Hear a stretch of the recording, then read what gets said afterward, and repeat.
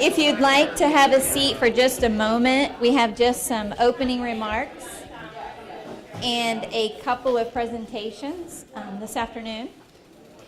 Thank you so much for joining us this afternoon as we celebrate and recognize one of our great employees, Mark Kalmbach, for his 29 years of service to the college.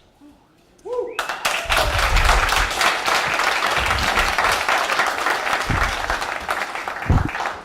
Mark has held various positions, including work-study student, evening and weekend security, safety and security supervisor, and most recently, since 2008, the director of physical plant.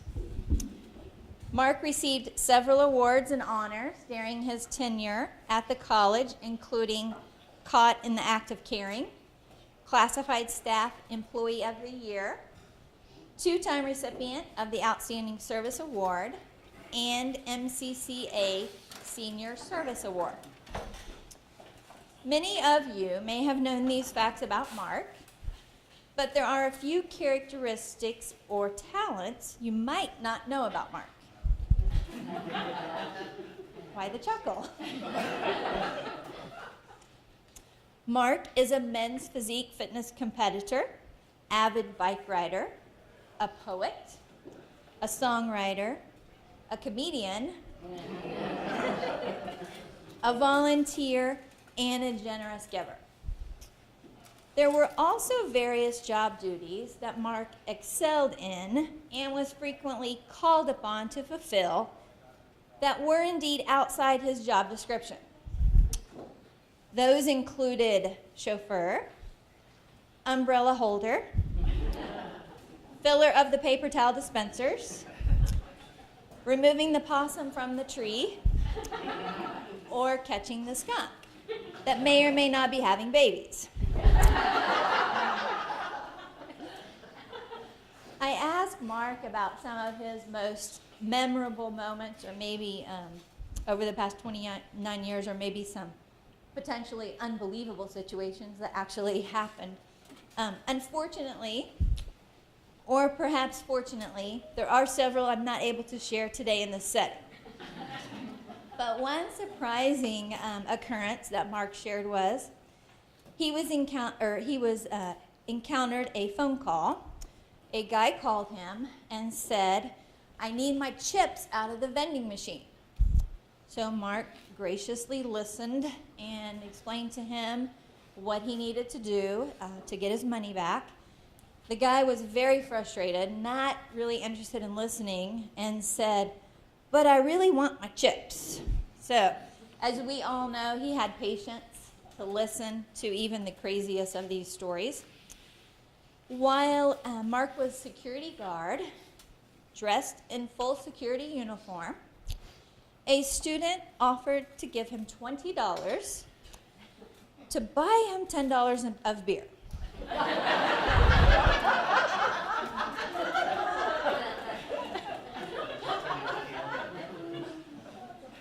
One morning around 5 a.m., Mark was doing his rounds and noticed someone standing on the ledge of Newton Hall between the first and second floor.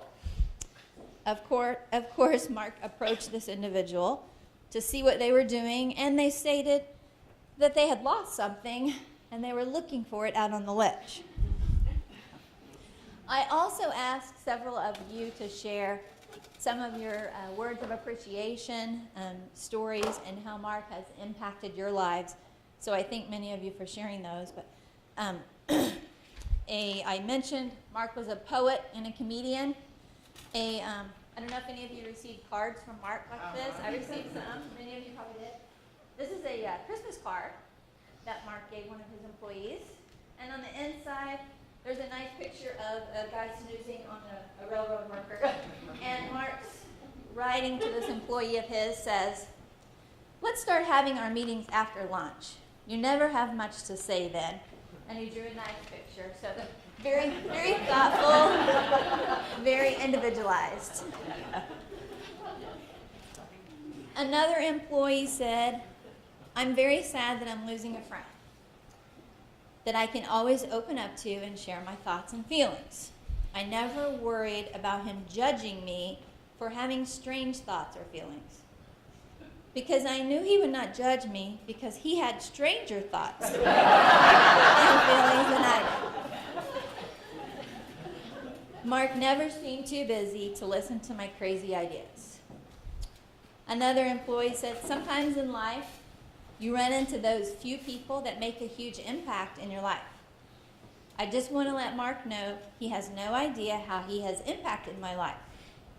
I try to take away the things he has taught me and use them to better do my job or really just life in general. Mark never missed an opportunity to ask me, are you still here? A couple of other employees said, Mark is always willing to help or to find help no matter what the issue. He's a great conversationalist because he always had a good story to share. And I think we'll all agree that to this, his smile is going to be missed on campus. I personally had the privilege of working with Mark for over 12 years, and many of you worked with him many more years than that. He truly displays the servant leadership model for Crowder College.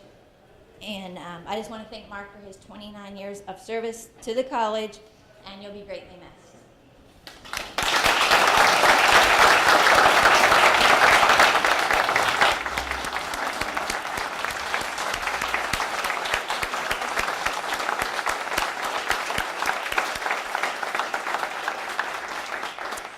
I will now turn it over to Dr. Methvin to give her presentation. I always get to do the fun part, don't I? Well, you guys know Mark. His office is everywhere, and his phone is his home. Mark has been on call for Crowder College 24/7 for nearly 29 years. That's a long time. And on those times when I've had to call Mark in the middle of the night, on a holiday, during an emergency, he has always answered the phone the same way. Dr. Methvin, what can I do for you? Always calls me by name, always has that calm, ready to go to work. I'm interested in what's going on. What can we do to help tone? But guys, you know he didn't just reserve that tone for me and for Amy and for the board. He had that tone that what can I do to help you 24 hours a day, 7 days a week for 29 years. That's a pretty awesome legacy to live, and a pretty big thing it is we're here to honor today. Now, we also must decide who is going to tell the corny jokes at all staff day and safety meetings. Somebody's got to step up and take that role, but we also know that there are so many things that are Mark Kalmbach that no one will be able to step up and take. Mark, on behalf of the Board of Trustees, your colleagues here, faculty and staff, it is my pleasure to present to you your service check and your beautiful chair and turn the microphone over to you.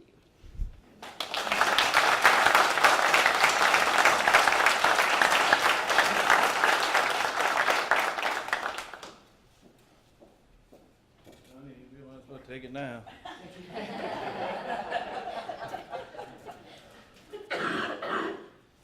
I'll just say a few things so we can get to the three reasons you're really here. Punch, cake, and to get out of a little work.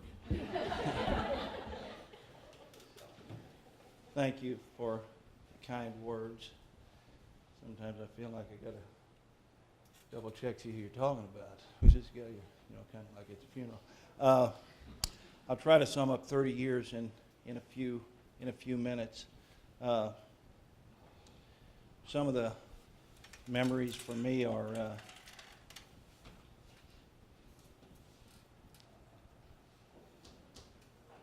I told Amy I'm worse at this than Dr. Farnsworth.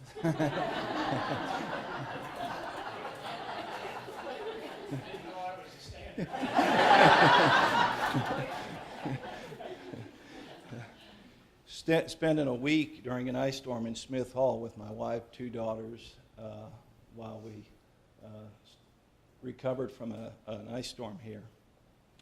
No electricity, but we did have candles and flashlights.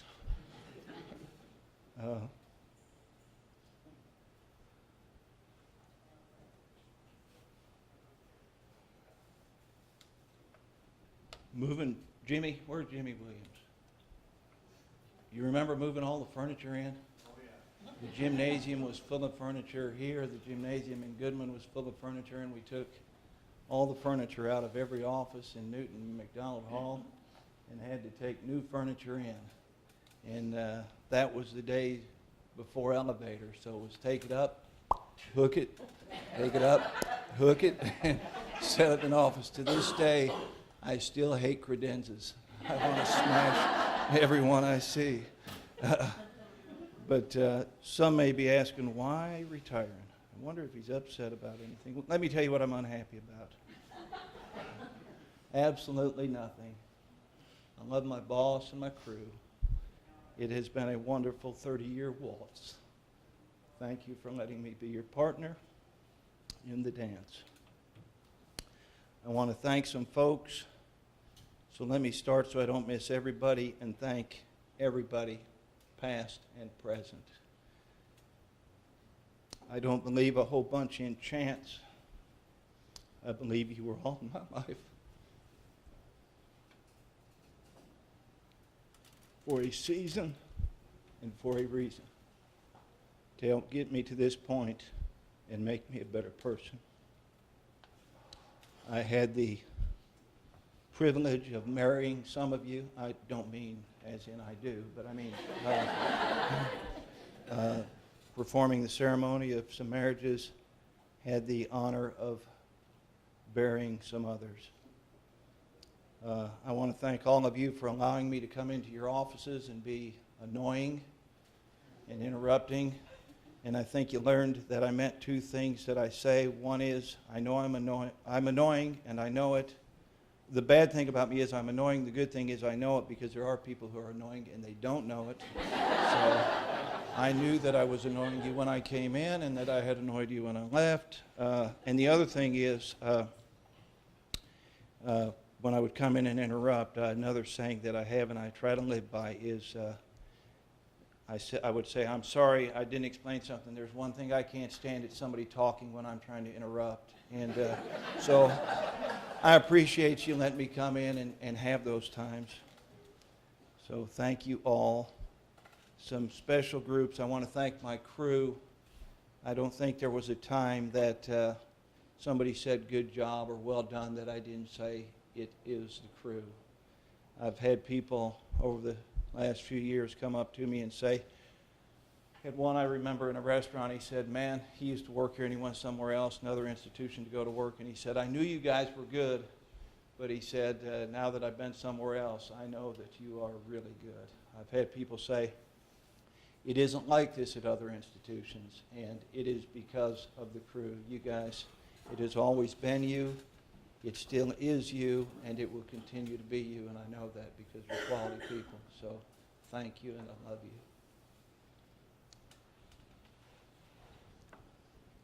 Board of Trustees, thank you for being the foundation on which our institution is built.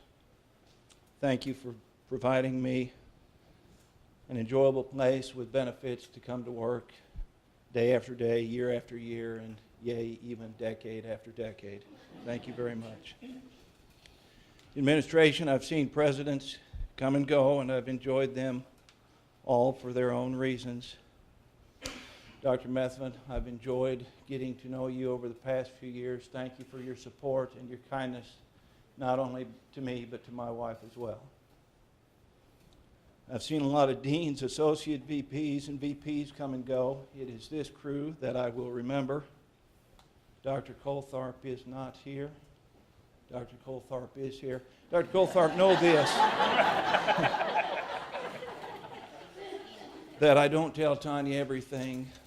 Lord knows I do not tell Tanya everything. But I've told her some of the things we've said or done, and as I've been laughing myself silly, she will say, boys, what are you, 8th grade? My answer is always the same, no. but we will be next year.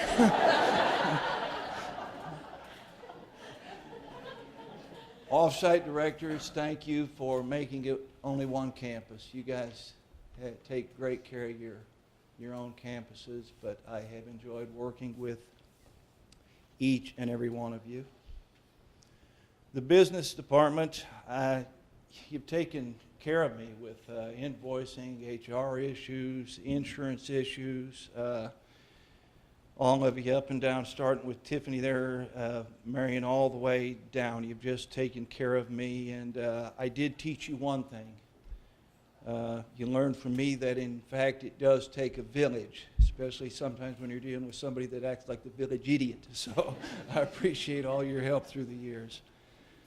And no job would be enjoyable or nice without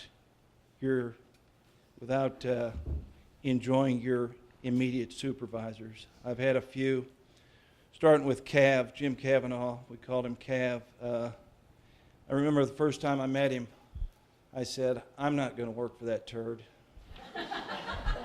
I ended up working for that turd, and we became friends.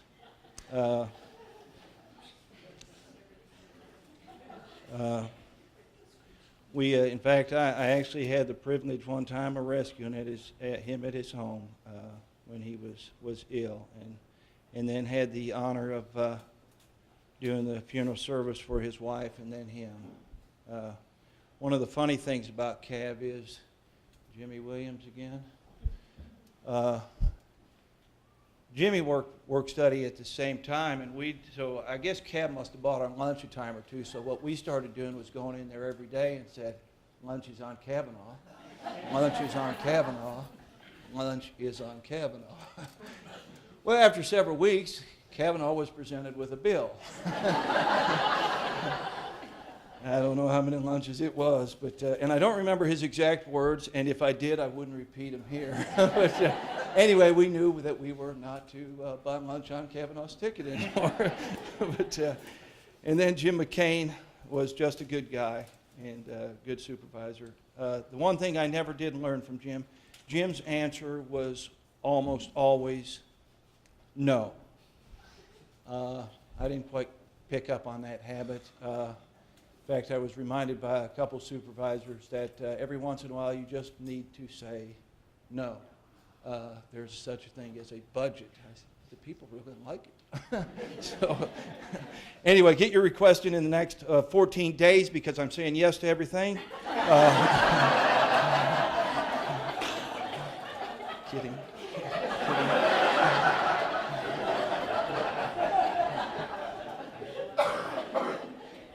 Ron Granger was just a friend, a good guy that I really enjoyed working with. I remember, too, when he got his position just before I got this one, and IT walked out, maintenance walked out, and we said, we hope nothing goes wrong because there's nobody to take care of it, but then nothing did. But I remember we talked Tanya into coming and running a mower, and me and him were on push mowers and weed eaters, and we jumped in and did that, had a good time, but just enjoyed working with him. Enjoyed working with Jim Cummins. Didn't get enough time with him, but enjoyed it and was able to talk sports with him. And finally, my last boss, except for that woman over there who's been my boss for 40 years and I see no end in sight, Amy Rand. Amy has been great to work with. I've been annoying Amy although she's been my boss for only 3 years, I've been annoying her for several, doing the pop-in. And I got to work with her on my all-time favorite part of the job, and that was new building projects, working with the architects and meeting their teams, and the GCs and the supers on the jobs, the contractors, vendors, the OAC meetings, which were aggravating and very satisfying at the same time.